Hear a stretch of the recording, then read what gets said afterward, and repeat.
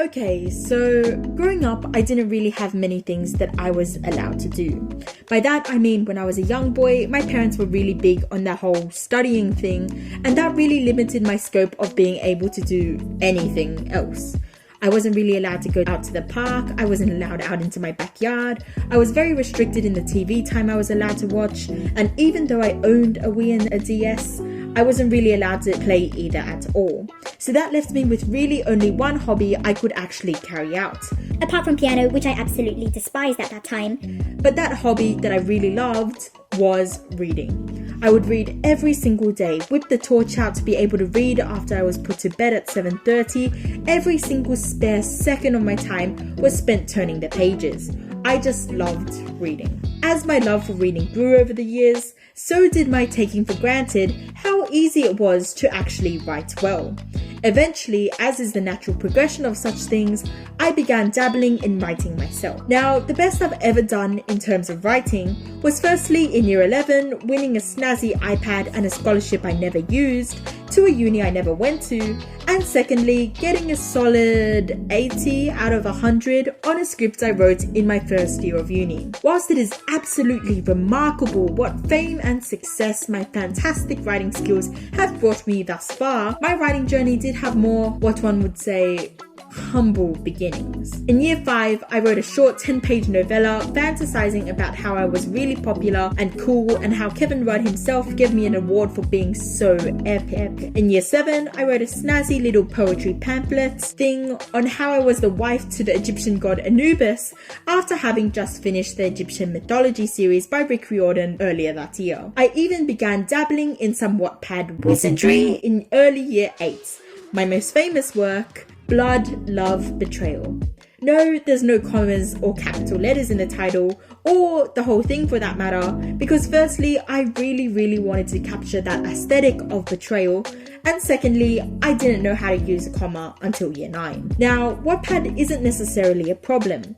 Even though there's people out there who like to lie about it, the majority of people out there have had a Wattpad moment. No, not even the fact that I can never ever take that story down because I had linked that prepubescent Wattpad account to my early Facebook account, and when I deleted that Facebook account over fears my parents would find it, my subsequent access to that Wattpad account fell down the drain too, making it impossible to take that story down. That isn't even the issue. I think all the critique I can ever receive from this piece has already been done said. No, the real problem with this, and what will come into play later in the story, is that I was a big self-supporter. I believed in my writing abilities a little too much for what they were worth, and used several fake Facebook accounts that my friends knew were fake and knew belonged to me to comment underneath my stories about how great of an author I was. I thought that maybe, just maybe, if I drummed up some support for myself, people would discover my story and they would see my vision as I saw it, and well, people, specifically my friends, definitely did end up seeing the story. Anyways, none of those stories amount to anything really. Sure, everyone has their bad writing moments. Sure, everyone makes a fool out of themselves at one point or another. Well, everything, and I mean everything, came to a head with the book that I wrote when I was 13. Now, book might be a really loose descriptor of what I had actually written. I searched up the minimum word count necessary in order to be considered to have written a book before I actually wrote it, and 50,000 words was what I needed. So, 50,000 words was what was going to be written. I did everything I could to try and get this book to be exactly what I envisioned it to be. Not only did I not plan it at all and sat down for between 5 to 10 minutes maximum every week to get it written, but I also opened up a quotes account and posted really shitty cringy quotes that were meant to motivate me, but first off were not even mine, and second off were very cringy. I also bragged to my family about how I was such a great author and in absolutely no time I'd be published. So basically what every wannabe teenage author does. Apart from the quotes thing, that is. Love is like hurting yourself. You get hurt, scared, frightened, and most of all, the memory of it will not only scare, but scar you for life. Who upvoted this? Now, this whole video was planned to be me just reading word for word an hour or so of this book for my 100 subscriber special.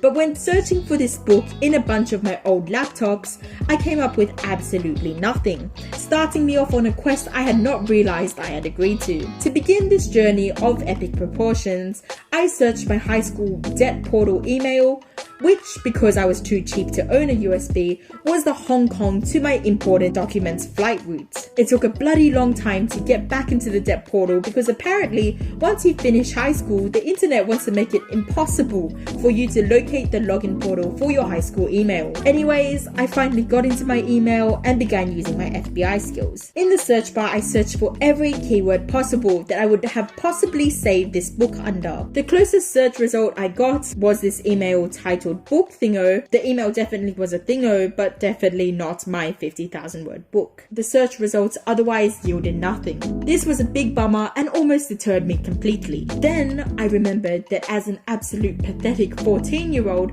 I reused this book that I had written when I was 13 as an entry into the 2014 NaNoWriMo challenge. Now, if you don't know what NaNoWriMo is, it's basically a challenge about writing a whole book within 1 month, that month being November. I know that the conditions of the challenge centered around planning the book, writing the book, and editing the book within 1 month. And 14-year-old me damn well knew that too. But 14-year-old me was like, you know what? Let me enter the book that I had taken like 8 months to write the year previous and have already finished, and enter that book and the word count from that book into the challenge instead. So, after remembering that, I tried sleuthing my way into the old NaNoWriMo database. And as if it was karma for cheating the system all those years ago, the database was not taking my emails or passwords for shit. I then tried sleuthing to another NaNoWriMo database and finally accessed my old account. I got onto my page profile thing, and the first thing I discovered about my 14-year-old self is that not only was I pathetic by literally taking the word count from a book I had spent months on and finished a year prior to the challenge and using it for the challenge, but I was also a liar because I know the name of the book was definitely 100% not Call Me Phoenix. That makes almost too much grammatical sense for my 13-year-old brain to title it that. I then tried sleuthing the rest of the website. I literally clicked on anything, everything in the hopes that it would take me to a copy of my book that I had hopefully uploaded back then, but I quickly discovered that the NaNoWriMo database didn't even require you to link or upload your book, so my book wasn't even there. Now what? All 2 methods of searching for this book had been exhausted. This book that I had been so proud of for at least 1 month after I finished it. The book I had bragged to all my family would get published someday. The book that my 13-year-old self had such high hopes for. And that's when I realized. Remember how I previously stated that I was a big self-supporter? I remembered that I had begun to seriously take the book writing thing as an actual project after I heard about J.K. Rowling having sent Harry Potter to a whole bunch of different publishers before actually getting published. And this was about the time people were actually getting published off Wattpad. So it had gotten me thinking. Sure, I wasn't getting as many views as I would have liked on Wattpad, but all those silly gamooses were waiting until their Wattpad stories got traction before being offered a publishing deal. No, not 13-year-old me. She was going straight to the publishers with her book. That's when I knew where it was. I rushed to my real email, like my personal email, and this time I searched for the keyword publish. And to my relief or dismay, or maybe a combination of the two, I found these emails. I don't know where to begin with this, so let's just start at the top. I was nice enough to date my emails, only because I probably thought the emails weren't automatically dated. The cover letter. Let's read this, shall we? A short note on myself. My name is Putu Putu. I am a teenaged author who is seeking publication of my manuscript. I am highly aware that you may doubt my writing abilities, as they should have, but I am perhaps more capable and resourceful than your initial thoughts. Writing is an interest of mine which tops in the majority of my priorities. I hope that you will take into account my work. Enjoy. I apologize for the misuse of guidelines and have now saved my manuscript in an RFT format. Whoa. 13-year-old me was a polite one. Synopsis of book. Dakota Montez's life changed with the kidnapping of her brother. However normal she had thought her life to be, she was wrong. She was never able to get her thoughts wrapped around her reoccurring dreams or the mysterious boy always lurking around in the shadows. But now, Her problems have only amplified. Time is running out to both find her brother and save her life. But more than one obstacle lay in her path. So now lays the question. How can something so fatal be so luring? The introductory monologue on myself was absolutely beautiful. The synopsis, inspirational. But what lay beneath all of this is just utterly bewildering and enchanting. There she is. There is my book. First off, I knew I didn't name it Call Me Phoenix. But now is the time we've all been waiting for. The reading. If any of these sentences are too hard to understand or picture, I have drawn some accompanying sketches to help you visualize what exactly the words mean. Content warning. This may be disturbing to all audiences. Prologue. Nothing is more powerful than a dream, a spiral of fate. A leap of faith is all you need. I would like to say it happened in the events of a nightclub or the presence of that strange boy. But then we would know that I was lying. It started before that. It started way before that. It started with a dream. I flipped my hair back, glancing at my bed. Who knew an object of this proportion could trigger such wonders and frustrations we like to call dreams?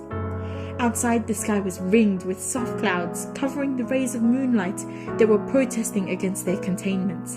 The artificial watermelon smell of my hair cloaked much except the fresh scent of my pillow. From the other room, I could hear my brother, Eliezer, and mother arguing. They thought I couldn't hear them, which was in fact pathetic, as the walls in this house were paper-thin walls. I heard them word for word. She doesn't need you and Dad splitting up on her now. Eliezer hissed in frustrated anger, slamming his hand down hard on the coffee table in the living room, loudly. Just because she has recurring dreams, it doesn't mean anything. My mother yelled back with as much enragement. I'd gotten used to their bickering, and in my ultimate and unlimited 7-year-old knowledge, I knew how to get to sleep, even if they were arguing. However, my parents were wrong. I knew I was strange when the dream started happening. At first, it was over a period of months. The memories would just fade away, and I would wonder what was so strange in the first place. I had the memory span of a goldfish, but soon it started happening more frequently. Now, every night I see him in my dreams. I buried myself under the blankets deeper than before, my hair spiraled in cascading curls, stranding against the pillow, but somehow never caught in my eyes. It took no time at all for me to drift off into the dream mode, and he was already waiting for me. His green eyes sparkled with intrigue, his red tipped black hair hanging slightly over his eyes. Dakota, He whispered at me, his back turned to overlook the greenery. Alec. I replied, trusting the figment of my imagination wholeheartedly. A person I had created to support me when there was no one else. He turned around, his young, fiery green eyes blazing like licks of emerald fire. Something in the back of my mind whispered, urging me to get up. I could hear it now, even in my deep sleep. welcome back. He whispered. Chapter 1. The beginning of nothing. Present day. I hate pink jeans. Wow. Who knew that a 13-year-old could be more pretentious than the people who write my readings for my film studies units? The rest of the book is literally 50,000 words of exactly this, except somehow less good because I apparently put all my effort into the first 3 chapters and forgot the rest of it had to be remotely readable. Let me just read a couple more excerpts from this fantastic novel to give you more insight as to how it's be. Do you know who I am? Ronan asked, amusement oblivious to no one. You're Ronan Hassler. I've known you for a year, and you are unusually grumpy. I replied in a mutter, stating almost every fact that I knew about him. You are correct. My name is Ronan Hassler. You have known me for a year, and I am unusually grumpy. But then again, You are wrong. my name is Ronan Hassler, yet it is Quentin de Agnes. I've known your fate for much longer than a year, much longer than a century, and no, I am not grumpy, I am more sarcastic. When you have lived for as long as I have, you might as well be sarcastic. He explained somewhat wearily. However, his chocolate eyes blazed with a bubbly excitement that only Hamish would attempt to contain. Who exactly are you? I asked. His smirk seemed to grow oddly dark, which made me much more frightened than it should have. Finally, you get it. I believe we should have another introduction. Hello, Dakota. I'm Oh, yikes. I literally cannot control the cringe right now. I'm not really sure what Quinton de Agnes means, but I am 1,000,000% sure I Google translated something into Latin and that was my result. But my result as of right now for the reverse Google Translate check is that Quinton de Agnes is Quinton of the Lambs, so I guess we will never know what the name was that I truly intended. Here is one last excerpt from the book because I'm not really sure if I can take reading anymore. Elliot's disappearance had only put on more of a hint of desperation to our plan. I glanced back at the room that held the bodies, expecting to be greeted by the oddly plain face of exhilaratingly comforting glance of the boy I had been acquainted to for more than a year, but Ronan was nowhere to be seen. I knew this was a gift from him and my debt to him couldn't ever be paid back properly. Okay, that sentence is 76 words long, yet it makes no sense at all. I could go on and on and on, but I really can't take this cringe anymore. Now, back to my story. Of the many publishers I emailed, I did actually get one response for a publishing deal for $50,000. Now, 13-year-old me thought this was a bit on the cheap side, yeah, okay. In reality, I did get a response, but definitely not for anything remotely close to a publishing deal. Dear Pitu Putu, thank you for your submission to Vin Spire Publishing. Unfortunately, we do not consider works written by minors because of contractual issues. Wow, if only I wasn't a minor, I definitely would have gotten that sweet publishing moolah. Overall, I'm not really sure if the search for this book was really worth it. Even though I always cringe reading back on my old work, this is by far the most I've ever cringed, and this book has had some steep competition. I guess it's a good thing that this book wasn't ever good though, as I wouldn't have wanted to peak at the age of 13. And I guess it's a good thing that I can really notice everything wrong about what I wrote, as that's a sign that I've grown in terms of my writing skills. Which hopefully I have, because I ain't 13 no more. Either way, good on your 13-year-old Pitu Putu. Well, that's the end of this video. Adios amigos. I love you, I whimpered, trying to take the pain away from him as I did Alec. But it seemed impossible. There was no more pain to take. He was finally at peace. Death was the ultimate price of love.